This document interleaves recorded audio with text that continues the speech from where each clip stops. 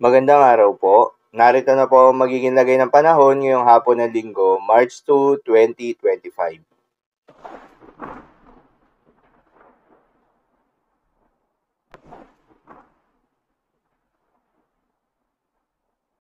Sa kasalukuyan na tayo sa pag-asa, patuloy na ang paghina nitong northeast monsoon o hanging amihan at nakakaapekto na lamang sa may northern Luzon.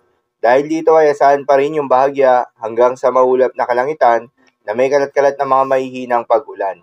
At dahil sa patuloy na paghina nitong amihan ay posible na magsimula ang transition ng dry season ngayong unang linggo ng Marso, ayon yan sa pag-asa.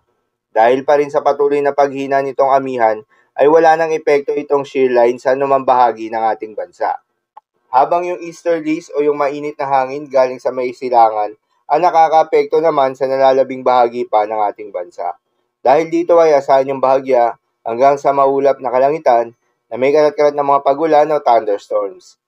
Magandang balita naman dahil ayon sa pag-asa ay wala pa rin tayong binabantayan na low pressure area o bagyo sa loob o malapit sa Philippine Area of Responsibility na maring makaapekto sa ating bansa. Ngunit ngayon pa lamang ay pinaghahanda na tayo dahil ayon sa pag-asa, posibleng wala o merong isang bagyo ang maring pumasok o mabuo sa loob ng Philippine Area of Responsibility ngayong buwan ng Marso. At base naman sa monthly climatology track, itong bagyo na ito ay posibleng tahakin ng Visayas o Mindanao area patungo sa may Palawan area. Posible din itong mag-recurve at maging malayo sa anumang bahagi ng ating kalupaan. At dahil nga sa epekto nitong easterlies, asahan ngayong araw sa may Visayas, Caraga at Davao Region ang maulap na kalangitan na may kalat-kalat na mga pagulan at thunderstorms. Posible ang mga pagbaha o pagguho ng lupa dahil sa katamtaman hanggang sa kung minsan ay malakas na pagulan. Habang sa Ilocos Region, Cordillera Administrative Region at Cagayan Valley ay asahan naman yung bahagyang maulap hanggang sa maulap na kalangitan na may kalat-kalat na mga mahihinang pag-ulan na dulot ng northeast monsoon.